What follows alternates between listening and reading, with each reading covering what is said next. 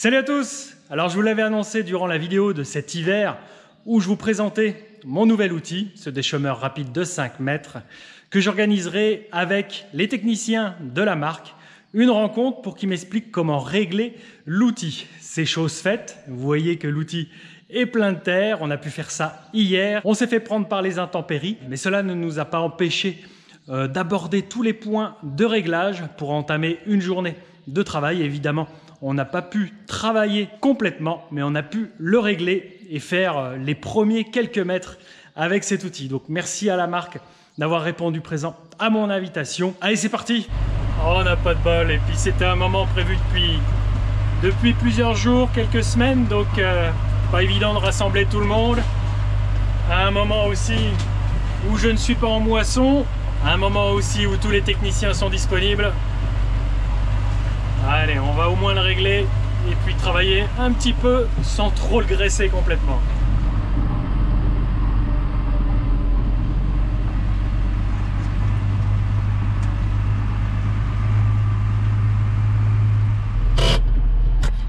Allez, on va mettre la gamme lente, les 4 roues motrices et le pont suspendu. Allez. Les gars ont pensé à tout. Il va y avoir un petit vêtement de circonstance. Ah, j'adore. Ah, j'adore ces vestes.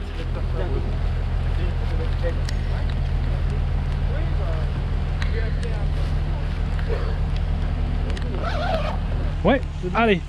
Je suis en compagnie de Jérémy. Bonjour. Tes fonctions? Ouais. Jérémy, chef de produit travail du sol chez Gverneland. Gverneland Group. Gverneland Group, c'est ça. Ok, merci Jérémy d'être venu. Et puis Sébastien. Bonjour David, Sébastien, donc moi je fais le technique pour le secteur centre-ouest. D'accord, bienvenue à vous, merci d'être venu. Et donc là on est arrivé au champ, on vient de faire de la route, il est toujours équipé en route, il est plié évidemment. Donc là je veux déchaumer, comme vous le savez, une paille d'orge, récoltée la semaine dernière. Je veux simplement scalper, donc pas attaquer grand chose du terrain. Donc ça c'est l'objectif de ces outils-là, hein, c'est ce qu'ils savent faire. Donc là, je pense qu'il faut que je le déplie. Ouais, surtout on va déplier, puis on va parler de tout ça. Le truc à faire, c'est la batteuse. Ah ouais. Voilà. Oui, pour un débit modéré, quoi, d'accord. Voilà, là c'est parfait.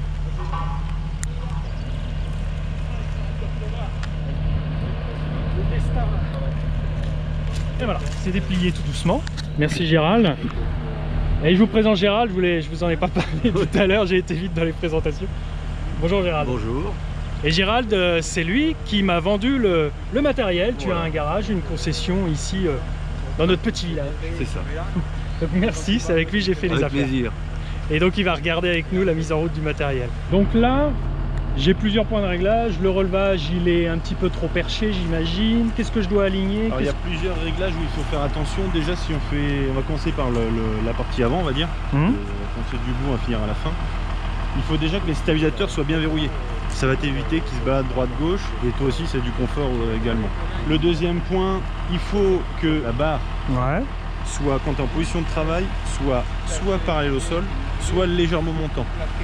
Montant vers le tracteur. Montant vers le tracteur. L'idéal c'est qu'il soit montant, parce qu'en fait quand ton tracteur va venir tracter, ça va venir faire un report de charge mécanique sur le cul du tracteur. Oui, sur le cul des tracteurs. Pour l'asseoir et donner de la motricité. D'accord. Je laisse le tracteur en marche parce qu'on va agir sur des vérins, donc c'est pas très bien pour l'environnement évidemment, mais ça va être utile pour manipuler tous les réglages. Comment tu règles ton timon? On va dire que tu règles ta hauteur d'attelage, on va venir peaufiner après quand on va être dans le sol. Mais tu as un réglage du timon ici avec la butée mobile, la douille d'oreille, et tu as un verrouillage transport. L'axe de verrouillage transport, c'est pour éviter que ça vienne se balader sur la route, mais quand tu es en position de champ, en fait, il faut l'enlever. Ah et là, il est mobile dans aucune des directions. Voilà, quand tu vas enlever ça, d'accord. Mais là, tu le ranges. Ok. Et là, j'ai cet espacement qui peut, du coup, il peut coulisser vers là-bas. Ok. Je pense qu'on va se mettre en position de travail, mais on peut laisser un équivalent entre cette douille-là et le tube, l'équivalent de 2 à 3 cm de distance entre les deux pour que ça puisse être mobile. Du fait qu'on a des roues de jauge. Toujours avoir du débattement. Ok. Ça sert de sécurité, en fait, c'est la butée. Si jamais tu as une roue de jauge qui tombe dans un trou, faut pas qu'il descende trop. Ah d'accord. Il arrive en butée là-dessus. Ok. Les roues de jauge à l'avant, c'est de l'option que j'ai choisi de prendre. Je cherche la stabilité de l'engin, même si s'il peut travailler sans, j'ai le sentiment que ça, voilà, il reste bien. Ça permet plusieurs choses, ça permet comme tu dis de la stabilité droite-gauche, surtout à haute vitesse, c'est un des chômeurs à disque indépendants, il faut aller vite, 10-12 km/h. Et l'autre point également, c'est si tu veux faire du superficiel, le contrôle, faut qu'il soit au plus proche, parce que si tu n'as pas les roues de jauge et que tu veux faire 3 cm, la distance entre les roues du tracteur et la première batterie de disque est très loin, donc dès que tu as un petit dénivelé, et ben en fait tu as pu créer des manques ou au contraire. Ouais, voilà, parce que on a des fois des trous de sanglier qui se présentent, le tracteur POF il perd son appui, ça a une répercussion sur l'outil, la roue de jauge va aider à stabiliser tout ça. Même si la roue de jauge après elle va aller dans le trou, l'impact de ces dénivelés sera moindre avec les roues de jauge. Ok. Donc partie avant, donc réglage avec les roues de jauge, réglage assez simple, c'est hydraulique pour l'assistance pour pas forcer, et après tu mets des cales. Ok. Une fois que tu as mis tes cales, tu es en butée. Donc là ils sont sous pression avec un jeu de cales de 4. C'est ça.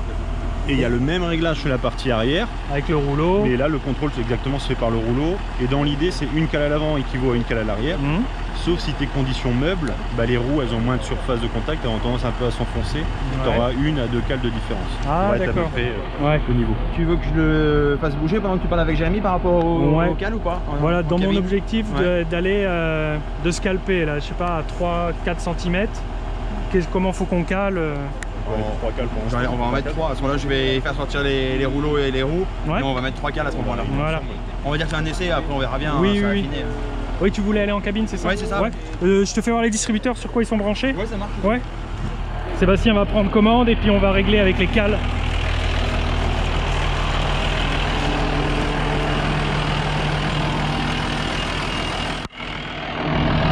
Il y a 4 distributeurs. Donc la hauteur du relevage, on verra après peut-être. Ok. Donc là, voilà, les cales sont libérées. Tu as un certain nombre de cales, tu en as des fausses, on va dire, avec un intro pour les repérer 5 par 5. Pour les 5, d'accord. Donc là, on met ça, on va en laisser, on va essayer, on va en laisser 3 de côté. Donc là, ça veut dire ok. Ok, on va faire 3 devant. Pareil pour l'arrière. On va équilibrer l'ensemble, le terrain est plutôt rigide. Donc la même chose ici. Voilà, on fait le tour du matériel, le même type de cale, le même nombre de cales partout. Ouais, la hauteur des rangées de disques à l'avant doit être parfaitement égale à la rangée de disques arrière dans le travail. Faut pas le faire plus attaquer. Voilà. Sinon après il y a un travail qui est fait de travers, l'outil se déporte. C'est conçu pour attaquer la matière autant devant que derrière.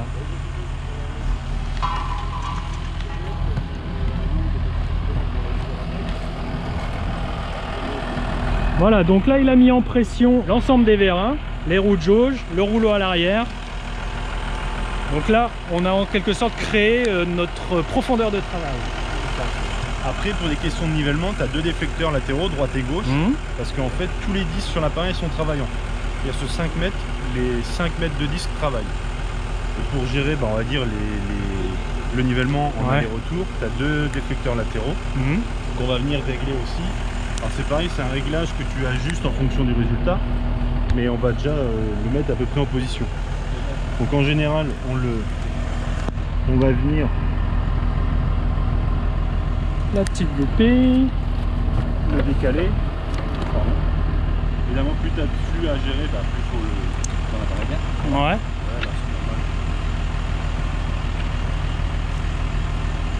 Il y a un petit ok.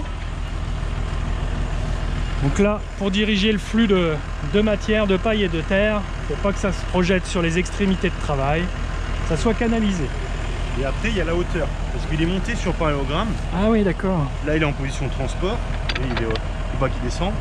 L'idée, c'est qu'il lèche juste le sol. Ouais. Faut pas l'user pour rien, il faut pas que ça creuse non plus. Là, on va le mettre à une profondeur à peu près, et puis on rajustera après. Voilà, si on veut attaquer de trop. Dans tous les cas, sur parallélogramme, si tu prends un obstacle, il peut se lever. D'accord. Et pour la petite info, tu as une petite plaque d'usure pour éviter de bouffer ton déflecteur. D'accord. Donc là, on va laisser Jérémy le régler comme il l'entend de son expérience, à peu près comme ça. Voilà, on va le faire lécher. C'est pas un outil pour travailler le sol, c'est vraiment pour canaliser. Ce disque-là va jeter de la matière que le déflecteur va canaliser et faire revenir. C'est la même chose de l'autre côté, j'imagine. Ok, les déflecteurs, c'est bon. La profondeur de travail théorique, c'est réglé. Voilà, théorique. Après, sur ton rouleau, tu as une version lourde, c'est l'Actipac, le rouleau acier sillonneur, qui est assez intéressant parce que il est lourd, il replombe bien, il recasse bien, il fait un bon contact. Ah oui. Et dessus, tu as la particularité, ce qui est unique sur le marché, c'est que tu as des couteaux intermédiaires. Ici, tu as un couteau qui est là pour casser la motte et également en été, la paille elle est assez facile à briser. Ça permet aussi de briser de la paille. D'accord. Et devant, tu as un patin qui permet aussi de niveler et de rappuyer le flux. Ouais, c'est vrai que c'est. Non, mais ce rouleau-là, je l'ai repris. Il est monté sur une lame, exprès en cas de choc, mais tu as un réglage. Tu peux desserrer les deux vis de chaque côté. Tu mets la grande clé fournie avec l'appareil ici et tu peux le mettre soit grosse pression sur le couteau, très agressif, moyennement, faiblement agressif, voire l'effacer totalement. Là on est en agressif, j'ai l'impression. Moyen agressif, ok. Ouais, trop moyen, ok. Bon, on va laisser comme ça, d'accord. L'idée, tu fais pas de labour, mais si tu as prévu de faire un labour ou que tu as prévu de retourner après, que tu veux pas forcément user tes couteaux pour rien, tu peux l'effacer. D'accord. Et la clé dont tu parles, elle est sur la flèche qu'on appelle, voilà, la grande flèche. Il y a les quelques outillages déjà d'embarquer pour desserrer, serrer la plupart de la boulonnerie dessus. Hein. Peut-être pas tout, mais c'est embarqué. La plupart. Il y a une petite boîte à outils sur la poutrelle centrale aussi. Sébastien. Quand tu le mets en position de transport, en gros c'est un repère. Il faut que ton extrémité ici, elle soit au niveau du fût du vérin. C'est par rapport à la hauteur. Ok. Oui, c'est vrai qu'il y a moyen de le percher assez haut là ensemble. Ça fait un engin. Et c'est vrai que de le baisser au maximum, on n'a pas l'impression, mais on peut le baisser vachement.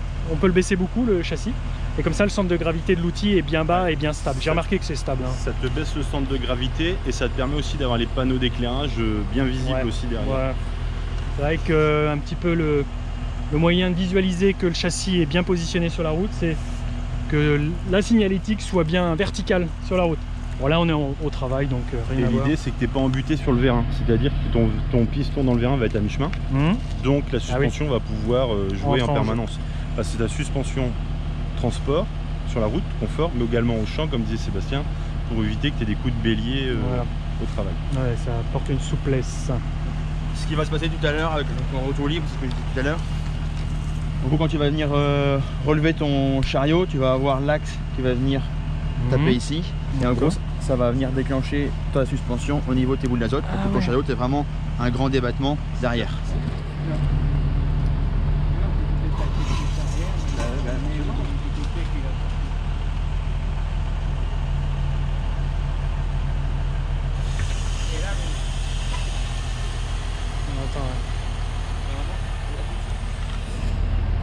Donc là, le système est en travail. Ah oui, dis donc. Et puis c'est souple. Manuellement, je peux manipuler le châssis. Ah ouais. Vas-y, vas-y. C'est que toutes ces secousses que tu as là, d'accord, elles sont amorties pour éviter que ton appareil à haute vitesse vienne lever du nez et je travaille plus. Quelle souplesse. À la longue, ouais, quand mes disques vont s'user, qu'est-ce qui va se passer? Qu'est-ce que je dois faire? Voilà. Donc là on est sur la version K-Disc Pro, tu as la version avec les gros disques, 600 mm de diamètre. Évidemment, dans le temps, ton disque il va s'user, il va réduire de diamètre. En réduisant de diamètre, leur croisement entre l'avant et l'arrière va plus être optimal comme réglage d'usine, donc tu risques d'avoir des manques entre les deux. Pour ça, il y a un artifice qui est fait sur l'appareil qui te permet de pousser plus loin l'usure de tes disques avant de les changer inutilement et retrouver ta qualité de travail d'origine. Donc sur l'étiquette en fait, tu as plusieurs diamètres. Donc par exemple, imaginons que ton disque est usé, tes diamètres 560, il faut que tu te mettes sur l'index numéro 2. L'index numéro 2, il est juste ici en fait. Tu as le repère mobile et les repères fixes, le 1, et après tu as 2, 3, 4, 5. En fonction de ton diamètre, il faut mettre cet index là sur la position 2. Et donc tu desserres tes boulons ici au niveau de tes brides. Donc tu as les gros boulons que tu as un peu partout. Tu desserres le contre-écrou et tu revisses ici pour faire translater l'avant et l'arrière d'un cran. Et en fait tu retrouves le réglage d'usine. Celui-ci. Ah oui, celui-ci, oui, quand même. Il y a un peu de desserrage, mais on va dire, de toute façon, tu as le temps de voir venir, mais ça te permet, lors de l'hivernage, je sais pas, au bout de 4-5 ans par exemple, tu vois qu'il y a un peu d'usure, tu veux rattraper le truc. Ta bride en fait ici est fixe. Ouais. Ici ça sert de point de pivot. D'accord. Il faut légèrement desserrer. D'accord. Tu desserres légèrement ici. Et après, comme disait Jérém, tu vas venir ramener ici avec mon histoire de d'écrou contre écrou pour venir ramener, pour faire bouger ton train de disque. D'accord. On va tester.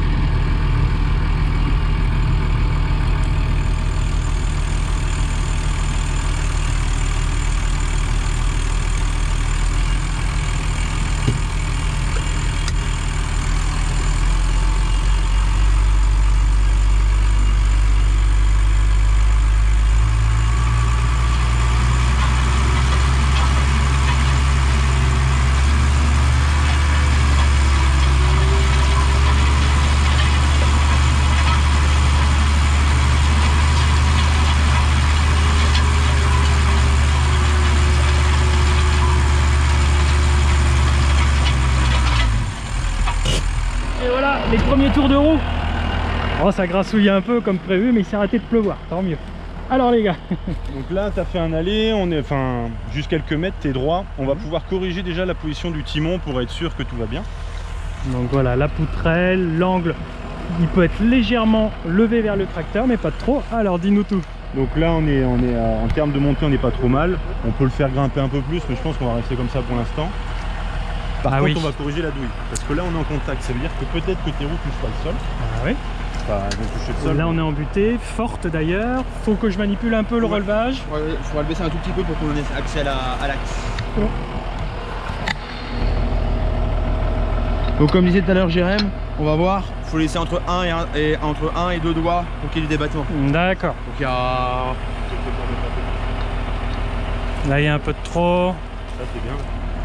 Oula, ah oui, c'est vraiment... là. Je le mettrai là. C'est réglable à la volonté là. D'accord. On va essayer comme ça. Ma hauteur de relevage pareil, je la laisse comme ça. Pour l'instant on l'a montré un petit peu je pense. Ouais. Bon, voilà, l'idée c'est vraiment que tout soit en contact, les roues devant. Oui voilà, il y a un peu de liberté qui est pas bonne. Donc là le réglage va faire que tout va se rappuyer.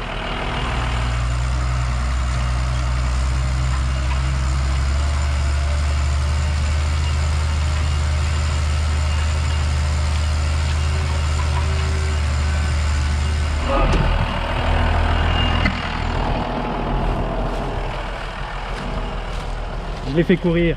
Je suis peut-être pas assez élevé. Après ça dépend de la profondeur. C'est peut-être trop creux. Oh non, c'est bien. Ouais, on va laisser comme ça. T'étais à quelle vitesse? Oh, j'en sais rien, j'étais peut-être à 8. J'étais peut-être à 8. Hein. C'est la vitesse idéale pour que ça travaille bien. Entre aux alentours de 12, c'est bien. D'accord. Donc je peux encore monter. Ça va falloir que je m'y habitue à monter plus fort en vitesse. T'as combien là, David? Oh, je devais être à 8, j'étais pas fort. Hein, j'étais pas. Et on a une hauteur de paille conséquente, hein, on a au moins 20 cm de paille. Les terrains silex, hein, j'ai vraiment pas voulu prendre de risque à la moisson de créer un incendie ici avec ces chaleurs. Tu vois là, malgré tout, tu arrives à tout couper, mais à 8. Alors après, c'est parce que c'est humide aussi. Mais le croisement des deux disques est là pour scalper, mais tu peux avoir un petit dos comme ça. Voilà. Ce dos là, évidemment quand c'est humide, c'est maniable, ça a du mal à éclater. Mais c'est le phénomène de vitesse, en conditions sèches, qui le fait détonner et qui va faire, vas-y. Qui va faire... C'est ça. Ok. Si t'es juste, en fait, si t'es à 8, on est trop dans la limite. Voilà, ça aide pas. Ok, très bien. En tout cas, voilà, sans être trop fignolé dans le réglage, c'est bien intégré. Alors qu'il y a quand même pas mal de paille. Il n'y avait pas beaucoup de grains, mais pas mal de paille. Donc là, après, tout dépend, est-ce qu'on garde le même réglage? Non, j'ai envie de garder. Hop. Ou est-ce qu'on scalpe un petit peu moins creux? Allez, on enlève une cale, on va essayer d'aller encore plus light. Imaginez en cover crop, j'étais obligé d'attaquer bien plus creux que ça. Là, on est à peine à 5 cm. On va essayer de faire un petit peu plus light. Donc on va manipuler les cales sur l'ensemble. Ah, quel dommage, la météo se met pas avec nous. Mais bon, s'il faisait très beau, je serais en train de moissonner, donc on pourrait pas faire ça. Donc ok, j'ai compris pour le relevage. Ouais, ils sont connectés ensemble, tu as un distributeur pour les roues et le... Ouais, et puis toc, ça déplie tout. Allez.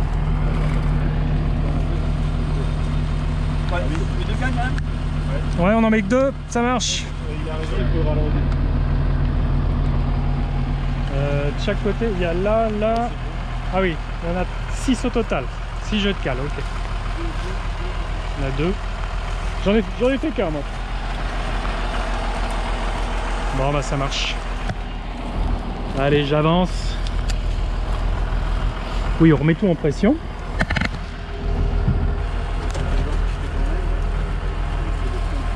Voilà, les roues de jauge sont réglées, le rouleau aussi.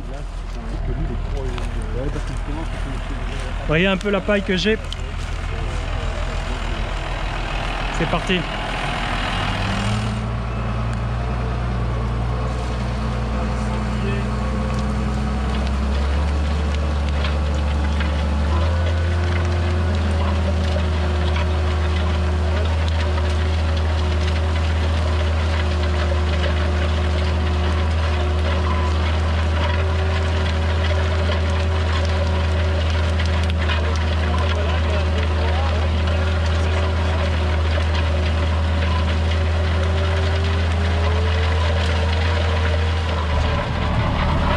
Là, je suis à 9 km/h et Sébastien me dit vas-y David, avance. allez, on va attendre les 10 à l'heure.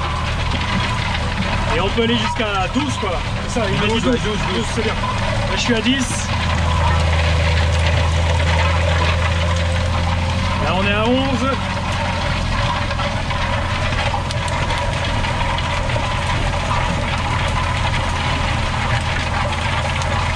Bon, je me méfie parce qu'il y a des trous de sanglier quand même. Allez, on est à 11. Je pourrais même un tout petit peu plus.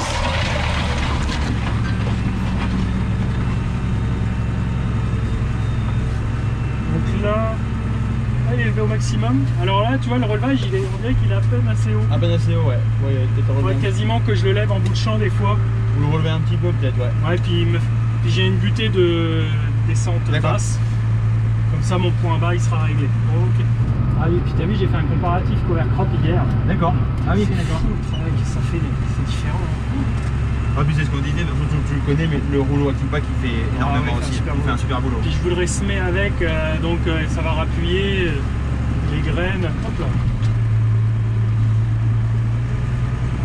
Là, je gratouille pas ça parce qu'à mon avis, je vais graisser encore. Ça va pas te.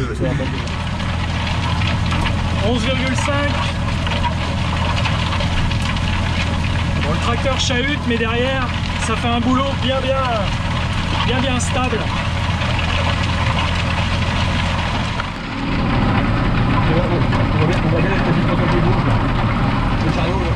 Alors là, hier, je suis venu boucher les passages de pulvé qui en hiver étaient un petit peu limite à passer, donc on avait créé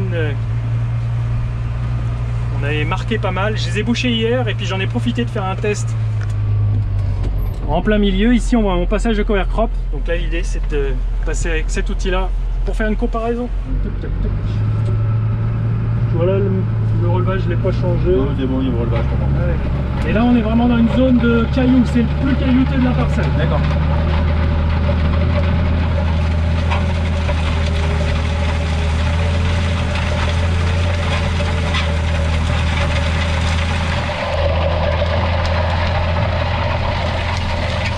On est à 11.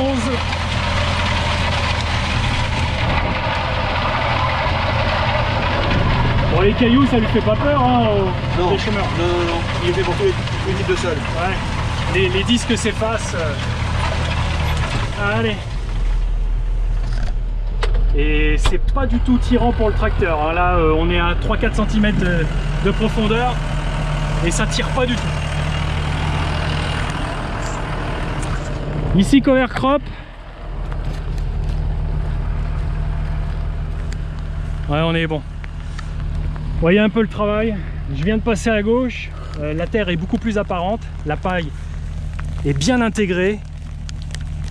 Et j'ai pas eu besoin de mouvementer beaucoup de terre pour que le mélange soit quasiment 50-50. La paille était tout en surface. Là, c'est vraiment bien mélangé dans le profil. Ils sont tout mouillés. Donc ouais, là, c'est un mélange. Après, l'idée, il faut regarder quand même pour être sûr que tout est coupé. Oui. Bon, après, la vitesse, comme je te disais, il faut un peu de vitesse. Bon, là, voilà, je suis au minimum, ouais, à 11 là. Ok. Mais je peux y aller. Ouais. Déjà, on va dire. Mais ça a bien mouvementé quand même. Hein. Ouais. Non, mais ça c'est bien.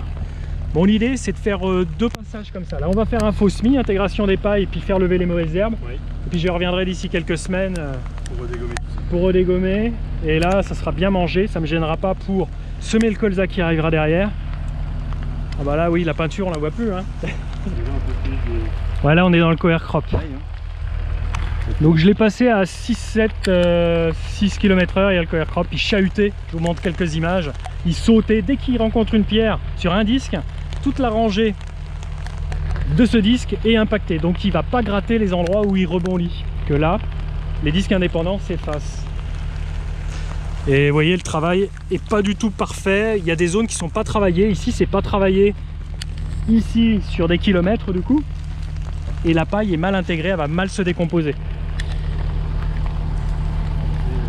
Bon là évidemment on va arrêter le boulot là, de toute façon c'est juste une mise en jambe. Là ça pâte trop, c'est pas des conditions optimales, on l'a juste réglé pour que je puisse foncer prochainement. Bon voilà, j'ai éteint le tracteur, on va le replier. Puis là je tenais à ce que Jérémy et Sébastien me racontent ce produit, qu'est-ce qu'il a de bien, de mieux, ce dont vous êtes fiers quand même, voilà ses particularités. Voilà, je vous ai sous la main et c'est intéressant que vous me racontiez tout ça. Chez Gverneland, le Calidisc, déjà d'une, c'est fabriqué en France, en Vendée. Et il y a différentes particularités déjà. C'est que tu as un déchômeur à disque avec un disque, une sécurité. C'est-à-dire que s'il y en a un qui rencontre un obstacle, le petit copain d'à côté, lui, reste en position de travail. Voilà. Donc tu es plus régulier en termes de scalpage sur la genre d'outil. Donc comme on le disait, sécurité indépendante disque par disque, élastomère. La petite particularité qu'on a sur notre appareil, c'est que tu vois, tu as des estampillages ici. Ah oui, des renfoncements là, voilà, d'accord. Qui permet que le chapeau soit tangent au tube principal du châssis. D'accord, sur l'angle du châssis. Okay. Ça permet, en conditions sèches, d'éviter que le disque fasse des mouvements droite-gauche, ça le maintient en position. Et vu qu'il est maintenu en position avant-arrière, tu as un bon croisement et tu es sûr de scalper sur toute la largeur de l'outil. L'autre particularité, donc là on est sur la version Pro, donc c'est grand disque, 600 mm de diamètre. Ils ont une forme spécifique qui est conique, qui nous permet en fait, quelle que soit ta profondeur de travail ou ton mesure du disque dans le temps, l'angle formé entre le disque et le sol reste constant. D'accord. Il ne change pas dans le temps. Donc ça conserve aussi la qualité de travail. Disque très haute dureté, on a 215 kg par mm² en termes de dureté. Alors une image en fait, c'est que tu mets une bille d'1 mm par 1 mm, tu mets 215 kg dessus. Ah oui, sur cette petite... Et c'est à partir de là que ça marque, donc ça représente en fait la dureté de l'acier. Ah oui, ok. Donc très dur, donc c'est pareil pour résister à l'abrasion dans le temps. Et l'autre particularité du disque, tu vois, c'est qu'il a des petits créneaux. L'idée d'avoir des petits créneaux, c'est que même si tu travailles à 3-4 cm de profondeur de travail, ton fond de créneau travaille. Ça évite que tu aies des manques à chaque passage du créneau. Donc c'est-à-dire que si tu aurais des gros créneaux, eh ben, tu es obligé de taper dans le fond du créneau. Donc si tu es obligé des fois d'aller jusqu'à 5-6 cm de profondeur.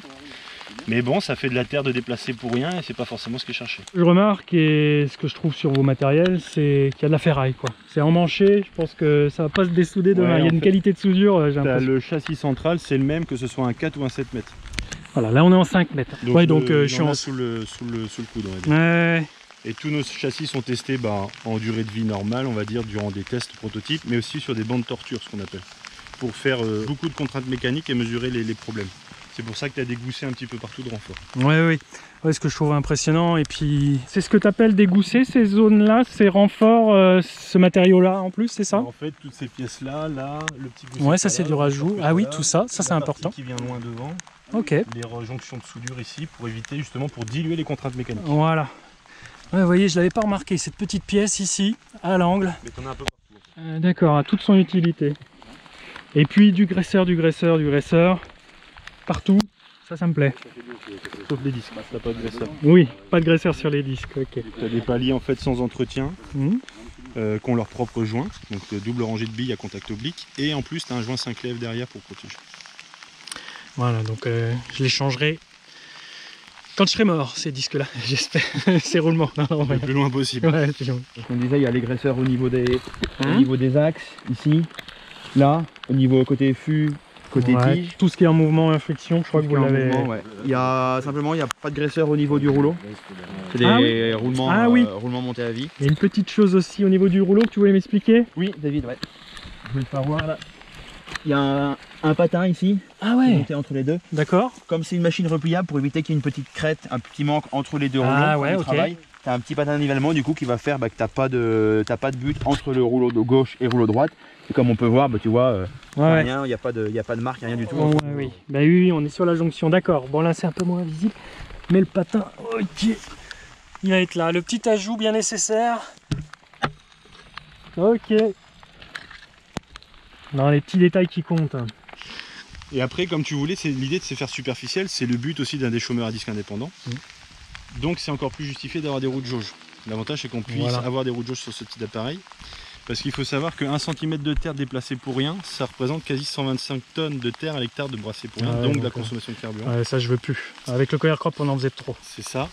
Et deuxième point, évidemment, si tu veux faire des faux semis, il faut que travailler superficiel, être capable de tout scalper, pouvoir faire un bon mélange homogène, favoriser la germination. Et c'est le but aussi d'avoir un fond de profil plat quand tu viens scalper sur toute la largeur de l'outil. L'idée c'est que tes graines soient en faux semis, par exemple, à la même profondeur pour que tout puisse germer ensemble et comme ça tu passes une deuxième fois, tu en dégommes le plus possible.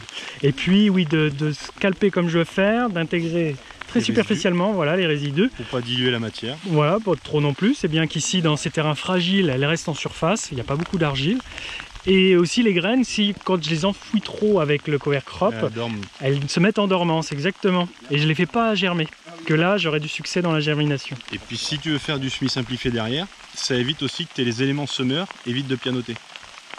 Parce que tu t'en rends pas compte, mais en fait, si c'est tout au long du lait en dessous, voilà, ouais. Tes éléments par exemple. Moins de précision. Et c'est un temps à tournesol, les amis, aujourd'hui. C'est pas un temps pour nous. Les 2 rangées de 10, Jérémy, tu me dis, il y a un dégagement spécifique, à quoi ça sert? Entre les 2 batteries, on a un grand dégagement de 90 cm. Ça peut être bien si tu as des couverts végétaux à détruire. Ça permet d'éviter tout risque de blocage. Ah ouais. Donc il y a un grand dégagement volontaire. Et après, tu as pu remarquer, les réglages sont assez faciles, sans outils. On enlève des goupilles ou on remet des cales. C'est assez simple de réglage. Ça permet d'ajuster le plus possible pour que le travail soit le mieux fait possible. Voilà, donc cet outil est polyvalent. Je vais pouvoir bientôt semer. On peut y adapter une petite caisse de semoir, 500-800 litres, c'est ça, selon les options. 200 ou 500 litres. 200-500. Et semer, voilà, du couvert. Et puis certains même adaptent des réserves plus importantes à l'avant du tracteur pour pouvoir semer des vraies cultures avec. Exactement, en simplifié. En simplifié, voilà, technique culturelle simplifiée. Bon voilà, vivement que ça arrête de pleuvoir pour y aller. Hein. Bon, merci messieurs. Merci Sébastien. Merci à toi, merci David pour l'invitation. Merci Sébastien, merci Gérald. Merci Jérémy. Ah, il y a trop d'informations. Hein. Trop. Bon allez, à très vite, à bientôt. À mardi 7h30. Ciao.